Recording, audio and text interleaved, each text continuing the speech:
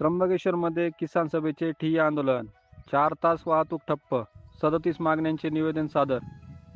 त्र्यंबकेश्वर तालुक्यात शेतकरी व आदिवासींच्या प्रलंबित मागण्यांसाठी अखिल भारतीय किसान सभेच्या वतीने आज जव्हार फाटा येथे भव्य ठिय्या आंदोलन करण्यात आले. हर्सूल येथील पायी आलेल्या हजारो आंदोलनकर्त्यांनी दुपारी 1:30 ते सायंकाळी 5:30 वाजेपर्यंत रस्ता रोखून धरल्याने नाशिक त्र्यंबकेश्वर व जव्हार मार्गावरील वाहतूक ठप्प झाली. वन हक्क कायद्याची अंमलबजावणी, जलजीवन मिशनमधील भ्रष्टाचार, रेशन कार्ड व पेन्शनच्या प्रश्नांसह एकूण 37 मागण्यांचे निवेदन प्रशासनाला देण्यात आले. तहसीलदारांनी सकारात्मक आश्वासन दिल्यानंतर आंदोलन मागे घेण्यात आले. मात्र मागण्यांच्या पाठपुराव्यासाठी आंदोलनकर्ते नाशिककडे पायी रवाना झाले आहेत. एक मीटिंग लावली होती, तिकडे आम्ही गेलो होतो. तर तेव्हा यांनी सांगितलं का तुमचे जे पण प्रश्न आहेत आम्ही 31 तारखेपर्यंत आपल्याला सोडवता येतील असं साहेबांनी तिथं सांगितलं होतं. असं तुम्हाला माहित असेल, बरोबर आहे ना? परंतु काय झालं साहेब, आपण जरी आश्वासन दिलं का 31 जानेवारी पर्यंत आमचे प्रश्न तुम्ही सोडवणार, परंतु अडचण अशी आहे का 1 दिवसात आणि 1 मीटिंग मध्ये हा प्रश्न न सुटणार आहे. जसं आपण एक सिक्वेन्सने गेलो, नंबरने जर गेलो तर पहिला आपला प्रश्न होता वनाधिकारचा, आणि वनाधिकारच्या प्लॉट मध्ये आपण पाहिलं त्याची कमिटी जी केली आहे ती उपविभागीय लेवलला आहे, म्हणजे कुठं प्रांत लेवलला, बरोबर आहे ना? हे सगळं तुमच्या तोंडपाठ आहे. आता झालं काय, आपल्या तालुक्यात आपले सगळे अर्ज घेतले तहसील ऑफिसने जमा केले, हे बरोबर आहे? बरोबर आहे ना? आता तहसील ऑफिसने ते कुठं पाठवायला पाहिजे? प्रांतकडे. पहिली गोष्ट त्यांनी घ्यावंच नाही, त्यांचा अधिकार नव्हता. साहेब तुम्ही घ्या, जरा सिक्वेन्सने घ्या. आणि तसंच आम्ही कलेक्टर साहेबांना सांगितलं, आणि तुम्ही कमिशनर साहेबांकडून आले असतील त्यांनाही सांगू. आम्ही रेव्हेन्यू मिनिस्टरला हेच सांगणार आहे, सीएम ला पण हेच सांगणार आहे. तर याच्यामध्ये जे आपल्याला फॉरेस्ट खात्याकडे हे द्यायला नाही पाहिजे होते, तहसीलने घोडचूक केली आणि ते फॉरेस्टकडे दिले.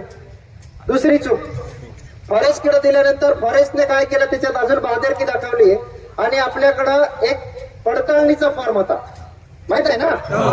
त्या पडताळणीच्या फॉर्म मध्ये त्या फॉरेस्टवाल्यांनी लिहून टाकलं का इथं याची जागाच नव्हती. मग शासनाने आपल्याला जीपीएस मशीन दिले होते, माहित आहे ना ते मशीन? जेवढं आपल्या क्षेत्रात जागा आहे तेवढं आपण मोजत फिरलो आणि ते क्षेत्र त्याच्यात लिहिलं, बरोबर ना? मग जागा नव्हती कशी काय? जर त्याने ते मोजलं, त्याचं क्षेत्र ते जीपीएस ने आला, आपल्या काय कोणी लिहिलं नाही, मग ते क्षेत्र तिथं लिहिलं तरी याचा प्लॉट ताब्यात नव्हता, बरोबर ना? मग त्याच्यात अजून दुसरा शहाणा यांचा तलाठी, कलेक्टर साहेबांना तेही सांगितलं का हे गावात राहतच नाही, बरोबर आहे का नाही? 1, 2, 4 राहत असतील, जाधव भाऊसाहेब जवळ आहेत म्हणून त्या प्रमोशनवर आहेत मला माहित नाही, पण बहुतेक तलाठी कुठं? नाशिकला. आणि कलेक्टर कुठं? ऑफिस मध्ये. हा घरी. तर मोठा कोण? कलेक्टर साहेबांना ते पण आम्ही सांगितलं, त्यांनी सांगितलं आम्ही फुलफिल प्रत्येक सजेला 1-1 तलाठी दिलाय. साहेब बरोबर आहे का? मग त्यांनी अटेंड राहायला पाहिजे, हा एक प्रश्न तुम्ही तो घ्या. आपला पॉईंट नोट करायला लावा, कोणाला तरी कोणीतरी करा, हे प्रोसिडिंगच करायचं. नंतर मीटिंग घेण्यापेक्षा आपण ह्यालाच मिनिट्स बनवा. तर तलाठी राहत नाही, एकदम 100% गोष्ट आहे. त्या तलाठ्याने काय केलं, आपल्या त्याच्यावर तो पण होता ना, बरोबर आहे ना? त्याने पण लिहून टाकला, त्याच्या ताब्यात नव्हता. आता आपण शासनाकडे भांडून एक प्रतिनिधी घेतला होता, तो गावचा ज्येष्ठ नागरिक. एक मोठा मोर्चा आपण काढला होता हर्सूलला. त्यावेळेस मोरवाल साहेब होते, आजारी होते तरी आले. आपण खुर्ची दिली, वाटा साहेब बसा. त्यांनी सांगितलं तुम्ही नाव द्या, मी निवडण्यापेक्षा अधिकारात फरक कळला ना, ते नाव आपण दिले. आता येडा बिचारा तो ज्येष्ठ नागरिक, त्याला 1-2 पण कळेना.